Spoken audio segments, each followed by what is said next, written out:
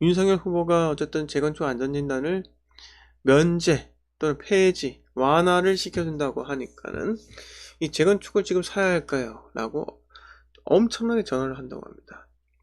그런데 제 생각은 그래요. 그래서 집주인들은, 소유자들은 매물을 급하게 거두어들이고 그렇게 한다는데, 그런데 여기서 제가 든 의문은 그겁니다.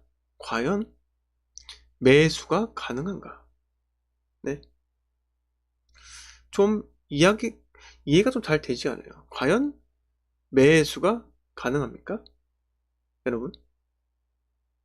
자, 종부세 폭탄. 두 채를 사면은 종부세 폭탄에 취득세 중과를 받게 되죠. 조정 대상 지역에서 네, 두 채를 사게 되면은 취득세 폭탄을 맞게 됩니다. 8%. 물론 처음부터 맞지는 않죠. 네, 1년 안에 매도를 하지 않으면 기존에 3%로 샀다가도 4% 더 뱉어내야 되는 겁니다. 근데 여러분들, 자, 제가 말씀드린 게 대선에서 대통령의 그 당선인은 자, 대통령에서 대통령 당선인으로 지금 변화가 되죠. 이제 곧 두 달밖에 남지 않았습니다. 5월 10일인가 아마 청와대 입성하는 걸 제가 알고 있어요. 자, 그런데 여기서 달라지지 않은 것은 바로 대출 규제입니다. 대출이 안 돼요. 네. 어쨌든 저쨌든 15억 이상은 대출이 되지 않는다는 사실입니다. 네. 자, 그리고 지금 서울의 군데군데 아파트들 가격 하락이 있는데 과연 재건축이 오로지 투자 심리로만 움직이는 재건축이 더 올라갈 여지가 있을까요? 저는 그렇지 않다고 봅니다. 자, 기존 아파트마저 하락을 하고 있는데 재건축 아파트가 또다시 상승한다고요? 그런데 여기서 대출이 전혀 되지 않는데 자, DSR 규제 걸렸어요. 대출이 되지 않습니다. 그 제가 의문인 거예요. 전화만 하면 뭐합니까? 전화가 그냥 단순히 기자들의 인터뷰 전화, 동양 전화일 수도 있는 겁니다. 네. 그래서 저는 별로 크게 의미 없다. 결국은 규제가 완화되면은 집값은 떨어질 수밖에 없다고 보고 있고요. 그리고 하나 중요한 것은 그겁니다. 윤석열 후보가 워낙 시장 경제를 잘 이해하고 보편적으로 이해하고 있는 거죠. 좌파들 논리와 다르게요. 네. 좌파들은 조이면은 수요가 줄어들어서 떨어진다고 생각을 하는데 결국 그게 떨어지는 게 아니죠. 진짜로 심리를 꺾으려면은 집값이 안정화되어야 됩니다. 전월세 시장이 안정화되어야 되고요. 전세 가격이 오르지 않는다면은 대한민국에서 집값이 상승하기란 여간 어려운 게 아니죠. 네. 자, 그래서 백날 전화만 해서는 실거래가 상승으로 이어지기 쉽지 않습니다. 네. 자, 분명히 말씀드렸어요. 3월 10일 전과 3월 10일 이후에 달라진 것은 대통령이 누가 되느냐, 그거밖에 없는 겁니다. 자, DSR 규제 상당히 큽니다. 네. 15억 이상 대출, LTV만 완화한다? 절대로 안 돼요. 왜? DSR 같이 걸려 있으니까요. DSR이 DTI보다 강한 거는요. 월 상환 능력, 그게 중요하다는 거죠. 거기서 카드론 이런 거 있잖아요. 또 학자금 대출 뭐 없겠지만은, 그리고 뭐 자동차 할부금, 기타 신용카드 사용, 이런 것들 전부 다 DSR에서 빠진다는 거죠. 그만큼 대출을 덜 받을 수밖에, 조금밖에 못 받는단 말입니다. 네. 자, 저는 이렇게 말씀드리고 싶어요. 자, 제가 생각하건대 결국은 집값이 상승하려면요, 대출이 많이 풀려 있어야 됩니다. 근데 지금 시점에서 대출을 풀어준다? 그거는 1주택자 또는 무주택자, 자, 무주택자가 집을 생애 첫 주택을 사거나, 무주택자가 오랜만에 집을 사거나, 1주택자가 집을 처분하고 집을 사거나, 이런 경우에 한해서만 대출을 풀어줄 겁니다. 다주택자에게 대출을 풀어준다? 그거는 언감생심이에요. 그건 어려워요. 윤석열 후보가 아무리 규제를 완화한다 하더라도, 자, 대출을 풀어주면 집값이 올라갈 것이 뻔한데 과연 그렇게 해줄 것인가? 네. 저는 정치적인 논리상으로도 그건 맞지 않다라는 겁니다. 자, 한 번에 민주당에서 했던 모든 것을 다 뒤집어 엎는다? 자, 여러분들 그걸 하나 생각해 보세요. 어떤 회사의 조직에 항상 그런 말이 있잖아요. 우리가 한 조직에서 승승장구. 그러니까 예를 들어서 그런 게 있어요. 육군, 보통 육군에서 국방부 장관이 나옵니다. 맞죠? 자, 김관진 장관까지 누구였습니까? 네, 육군에서 나왔어요. 김관진 국방부 장관까지는 육군에서 나왔는데 그 이후 제가 이름 또 기억이 나지 않는 그 이후 바로 해군이 나왔고 그 다음에 공군이 나왔네요. 자, 만약에 해군 출신의 장관이 되었는데 바로 합참의 주요 수뇌부들 전부 다 해군을 다 바꾸는 거예요. 그러면은 잘 돌아갈까요? 네? 잘 돌아가지 않습니다. 왜? 대한민국이라는 국가는요, 어쩔 수 없이 기득권으로 움직이게 되어 있는 거예요. 늘공이라고 하죠. 늘공. 늘 공무원들. 어공이 아무리 들어오더라도 늘공이 70% 80%가 있지 않는 이상은 잘 시스템이 돌아가지 않습니다. 그게 기득권이란 거예요. 기득권. 기득권을 보호해주지 않고 그냥 다 내치고 싹 다 새로운 인물로 갈아치운다? 그건 쉽지가 않습니다. 네. 왜? 불편하니까요. 네. 불편합니다. 그리고 어쨌든 민주당에서 했던 것을 한 번에 갈아치울 수도 없는 이유가 국회 의석수가 172석인가요? 민주당이 갖고 있죠. 네. 그래서 법을 바꿀 수는 없다는 겁니다. 민주당에서 자기네들이 이때까지 했던 것들을 전부 다 바꿔주잖아요. 예를 들어서 임대차 3법도 없애는데 동의한다.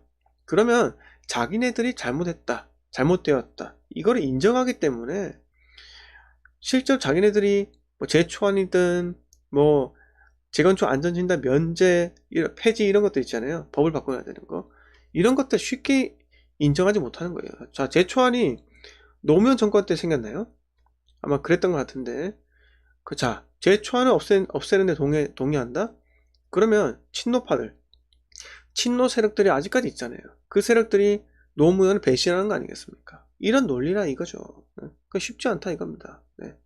그래서 뭐 그런 게 있잖아요. 또 윤석열 후보는 공약으로 청와대를 다 개방을 하고, 그게 마방공이나 마찬가지 그런 말 표현을 하셨죠. 그리고 광화문으로 청사를 옮기겠다 이렇게 하셨는데 이게 과거에 문재인도 똑같이 했다는 겁니다. 그런데 광화문으로 대통령 집무실을 옮긴다면은 그 경호 문제, 예를 들어서 대통령이 출근한다. 출근하면 도로를 다 통제하는 그런 경호상 뭐 그런 것도 있잖아요. 그것 때문이라도 어렵다라고 하는데, 여러분, 영국은요, 네, 영국은 총리 관사가 그냥 도심 한복판에 있어요. 총리가 출퇴근한다고 총리가 자전거 타고 출근합니다. 네, 그런 것도 있는 거예요. 그게 영국입니다. 정치 선진국. 뭐 대한민국에 물론 그런 경호적 위험은 있겠죠. 네, 그런데 뭐 국가적으로 암살 대상 1입니까? 네, 저는 그 정도는 너무 오버하는 거다. 물론 우리가 분단 국가라 가지고 위험할 수도 있겠죠. 그런데 21세기예요. 21세기에 못하는 건 없습니다. 네, 못하는 건 절대로 없다는 겁니다. 자, 여기까지 간략하게 말씀드렸고요. 저는 요지는 그거예요. 윤석열 후보가 되었다 해서 달라진 건 없다. 지금은 달라진 건 없다. 하지만 앞으로 달라질 것이 있다면 겨우 대통령령, 시행령 정도만 고칠 수 있는, 또는 국토부 장관 조인트 까서 약간의 그 만지작 할 수 있는, 이것이 한계다라는 겁니다. 그리고 2024년 되어야지 지방선거가, 자, 올해가 지방선거죠. 그리고 총선입니다. 2024년 6월달이. 그때가 돼서 의석수를 되찾아와야지. 근데 2024년이요. 집권한 지 22, 23, 24, 3년차가 되는 거예요. 자, 3년차가 가장 힘이 셀 때인데, 그때 만약에 레임덕이 빠진다? 그럴 수도 있는 겁니다. 그럴 수도 있는 거예요. 그래서 항상 이 정치적으로 우리란다. 죄송합니다. 하여튼 간에 지지하는 세력들이 중요하다라는 겁니다. 예. 그래서 24년 총선 때 잘했으면요, 그대로 의석수를 다 빼앗아 오는 거고요. 못했으면 의석수를, 그나마 있던 의석수도 뺏기는 겁니다. 자, 이렇게까지 말씀을 한번 드려보겠습니다. 네, 호박님 반갑습니다. 리브레님 반갑습니다. 신엘님 반갑습니다. 박종임님 반갑습니다. 자, 기쁨님 반갑습니다. 네, 하성부님 반갑습니다. 자, 은행대출 제가 말씀드렸다시피 무주택자에 한해서만 될 것 같아요. 네, 미즈노님 제 직장이 실외 골프, 아, 그래요? 제가 생각하는 그 실외에 그 닭장, 소위 말하는 닭장이라고 불리는 그 그물망 쳐져 있는 그런 데 말씀하신 거죠? 아, 진짜 어마어마합니다. 네, 김민아님 반갑습니다. 마루님 반갑습니다. 네. 아, 골프채 브랜드가 미즈노예요. 제가 골프를 안 쳐가지고, 몰랐습니다. 저도, 27살 때 난생 처음 골프를 배웠는데요. 제가 허리가 그렇게 좋지 않아서 골프가 몸에 맞지 않더라고요. 그래서 골프를 더 배우고는 싶었는데 중도에 포기할 수밖에 없었던 그런 안타까운 사연이 있었습니다. 네, 이경님 반갑습니다. 준생님 오늘 또 힘내세요. 정말 힘이 됩니다. 자, 그리고 희님 반갑습니다. 나니님 반갑습니다. 제인님 반갑습니다. 자, 희님께서는 저기 제 톡방 들어오셨나요? 너도나도님 반갑습니다. 웅이아빠님 반갑습니다. 꿈나무님 반갑습니다. 옥동자맘님 반갑습니다. 가일차님께서 좌파인테 암살, 아이고야 무섭습니다. 윤희님 반갑습니다. 코코롱님 반갑습니다. 자, 그리고 박혜원님 무주택 대출 몇 프로가 되나요? 그건 조정대상 지역이나 아니면 비규제 지역이나 다른데요. 무주택자가 비규제 지역에서는 70%까지 됩니다. 네, 골병 들어요. 맞습니다. 네. 기쁨님께서 1주택자가 새 주택을 취득하고 기존 주택 매도 조건을 하면 취득세 중과되지 않는 거죠. 이 경우 기존 주택은 실거주 2어2. 네.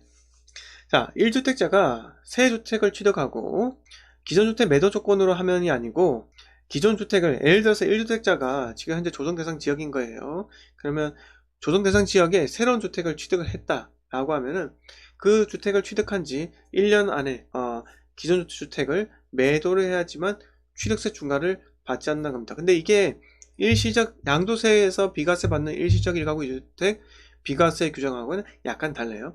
자, 우리가 기존 주택을 산 지 1년 뒤에 신규 주택을 사서 신규 주택을 산 지 3년 안 또는 1년 안에 기존 주택을 매도하면 기존 주택을 비과세 받을 수 있는 그 규정을 다 아시죠? 그거는 1년하고 3년 안에 이런 조건이 필요한데 조정지역인 경우에는 내가 주택을 사서 다음날에 신규 주택을 사도 그 신규 주택을 산 지 1년 안에 기존 주택을 매도를 하면은 취득세 중과를 받지 않습니다. 그러니까 애초부터 취득세는요 1에서 3%, 자 6억 이하일 경우에는 1%, 6억에서 9억까지는 2%, 9억에서 9억 이상으로는 자 3% 이렇게 일단 내는 거예요. 자 1에서 3% 내고 나서 그 다음에 1년 안에 또 3년 안에 매도하지 않았으면은 두들겨 맞습니다. 네, 여비파파님 반갑습니다. 기쁨님께서 실거주이어야 하는가요? 실거주는 상관없이 매도를 해야 되는 거예요. 매도. 네. 자, 꿈나무님께서 대상공원 분양한다는데 어찌 보시나요? 뭐 분양하면 좋겠죠. 네, 일단 잠깐 검색 한번 해볼까요? 요거 오늘 저도 쪽지를 받았는데 대상공원 자, 창원 성산구 두대동에 있는 대상공원인데요. 대상공원을 보시면요. 포레나 대원 아파트가 이렇게 있고, 그 다음에 뭐 여기 학교가 쭉 몰려있죠. 자, 대상공원 좋은 점은 근처에 용지, 아이파크와 용지 더샵이라는 이 지표가 있다는 겁니다. 근데 아마 이거를 분양을 하더라도 제 생각은 이게 국가 창원시 땅 아니겠습니까? 네. 그것 때문에 아마, 그것 때문에 아마 어려울 거, 잠시만요. 그것 때문에 아마 전체가 다 민간 브랜드 아파트만 들어오기는 조금 어려울 수도 있지 않겠나 생각이 들고 임대 아파트 좀 섞이지 않겠나 생각도 듭니다.